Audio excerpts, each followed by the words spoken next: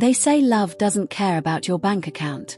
But for Hannah Brooks, love was the last thing she expected while working 2 jobs just to keep her lights on. And for Park Joon-ho, love was the one thing his billions couldn't buy, until a stubborn, broke girl in an oversized hoodie walked into his company and changed everything. It was another cold morning in New York City. The streets were alive with the hum of traffic and the smell of roasted coffee. Hannah Brooks hurried down the crowded sidewalk, clutching her worn bag as the wind cut through her thin jacket.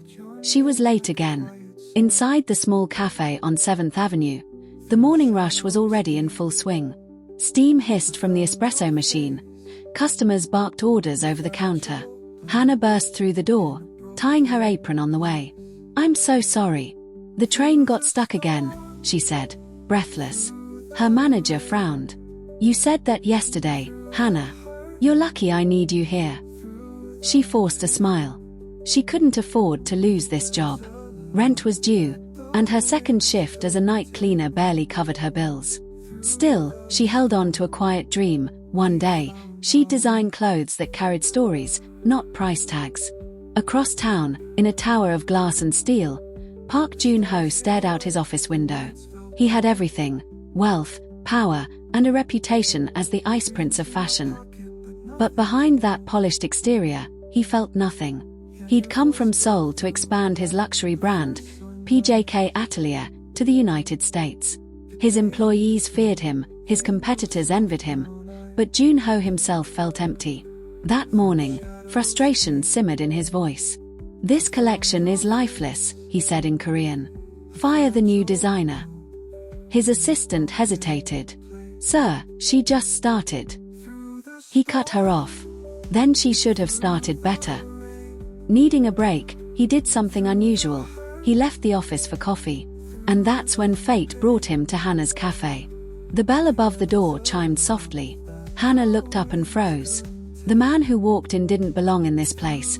Crisp suit, silver watch, presents that made people step aside. "Americano." "No sugar," he said simply. "Name?" she asked, grabbing a cup. "Park. Joon-ho Park." When she handed him his drink, their fingers brushed, just a flicker of connection, gone in an instant. He took one sip, frowned, and turned back to her. "This is bitter," he said. She crossed her arms. "That's because life is bitter. Congratulations, it matches your suit." The cafe went silent. For a moment, he looked genuinely shocked. Then, to her surprise, a tiny smile tugged at his lips. 2 days later, Hannah's phone buzzed with an email.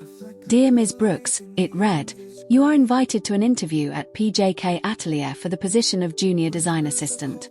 Signed, Park Joon-ho." Her heart stopped. That was the company she'd applied to months ago. She could hardly believe it. At the interview, Joon-ho sat across from her, unreadable. "You made my coffee," he said. "Let's see if you can make designs worth drinking over." "You remember me?" she asked. He looked at her evenly. "Hard to forget someone who insulted me and still got my name right." She got the job, not from pity, but because her sketches spoke truth, emotion, struggle, and soul. Days turned into weeks. Hannah worked harder than anyone, often staying past midnight. But Joon-ho was relentless. "Redo this pattern," he'd say. "The lines lack conviction." She shot back, "It's a dress, not a confession." He'd hide a smile. She challenged him like no one else ever dared. Over time, the arguments softened into conversations. He began to ask about her life. She told him about her mother's illness, the small apartment in Brooklyn, the endless side jobs. And when she asked about his past, he went quiet, but she could see the pain behind his eyes. He'd lost people too, long before success turned him to stone. Somehow, without trying, she made him feel human again. Soon, the fashion world noticed her. Her designs brought color and warmth to the once cold label. The media called her the soul behind the ice prince. But whispers spread fast in the industry. One morning, she walked into the office and felt every eye on her. Co-workers whispered, "Guess sleeping with the boss pays off." The words hit harder than she expected. When she confronted Joon-ho, her voice trembled. "You could have said something," defended me. If I defend you, they'll only believe it more, he replied coolly. So you'll just let them tear me apart.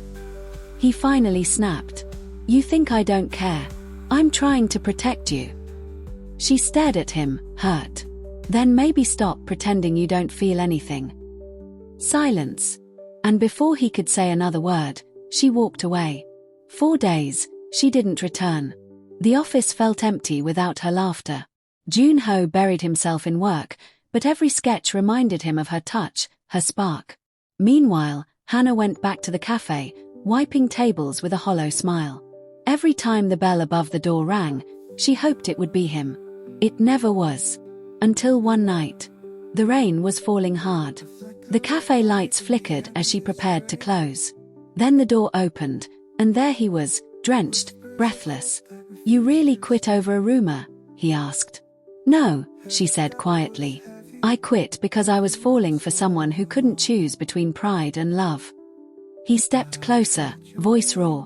I was scared, he admitted. Everyone I've cared about. They leave. I didn't want to lose you too. Then stop pushing me away, she whispered. He reached for her hand.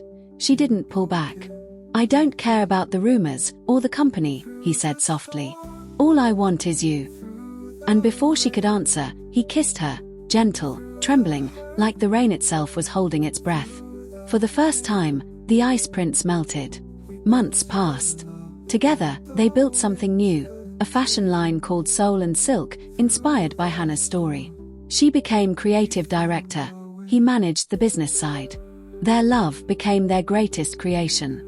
At the launch event, under flashing lights, Hannah wore her own design, elegant, bold, full of heart.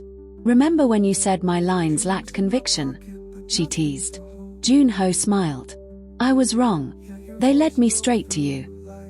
A year later, autumn painted Central Park in gold. They walked hand in hand beneath falling leaves. You still owe me an Americano that doesn't taste bitter, she said with a laugh. He chuckled. Then I'll spend the rest of my life trying to make it sweet. He kissed her forehead gently. Saranghi, Hannah. She smiled. I love you too, Jihoon. And in that quiet moment, the girl who once couldn't afford a cup of coffee, and the man who thought love was a distraction, found their home, not in wealth or success, but in each other. Because love isn't about status. It's about soul.